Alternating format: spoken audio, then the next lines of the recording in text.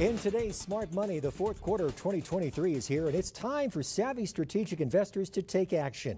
Creating a tax-efficient, inflation-adjusted financial strategy now can help you stay ahead of the new year. Our financial contributor, Brian Myrow, joins me now. Brian, what goes on your year-end checklist to help you prepare your clients for 2024?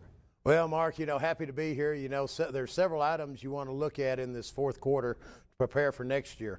First, you want to make sure you update your budget. You want to make a list of any big ticket items that you may be having, or maybe a move. You want to be sure and review your emergency savings. You want to calculate how much you're going to need for 3 to 6 months of expenses. And emergencies can happen, and you want to make sure that you're prepared for those. You want to make sure that you're on track with your investments, and especially if you are in or nearing retirement. Even a small increase in your savings or your investments can be a powerful in boosting your financial portfolio. Now, and you want to end your year-end tax planning is important as well. You want to be forward thinking into 2024 and see what strategies can help your individual situation. Now, Brian, this year we've seen a lot of economic uncertainty here in the States and worldwide. Many analysts are predicting a very bumpy 2024, especially as we head into a presidential election year. How do we prepare for more trouble with the economy, markets, and investments? Well, Mark, I think there's a lot of uncertainty and will continue to be. But remember, we can only control what we can control. Don't try to time the markets. Stick to your investment strategy and have regular reviews with your accounts. If you have a financial advisor, you should be having annual reviews with them. And don't get emotional. Economic troubles are nothing new to us. It's easy to get caught up in the negatives and make quick decisions that affect investments rather than being patient and positive and sticking to your game plan. You mentioned taxes earlier, so what can people do to be more tax efficient at the end of this year? Well, Mark, many opportunities in our tax code exist today. An example is what you might want to look at is possibly a Roth conversion strategy.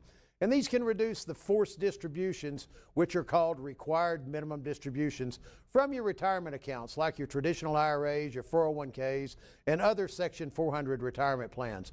When these distributions are forced to come out, they come out as ordinary income and are completely taxable. Speaking of required minimum distributions, Brian, who do those affect and what do they need to know? Well, required minimum distributions, or they call them RMDs, are minimum amounts that the IRAs and retirement plan account owners generally must withdraw annually starting the year they reach age 72. Now, that changed this year, and now it's age 73 if you were born after December 31st of 2022. I call this forced taxation. You just want to be as tax efficient as possible.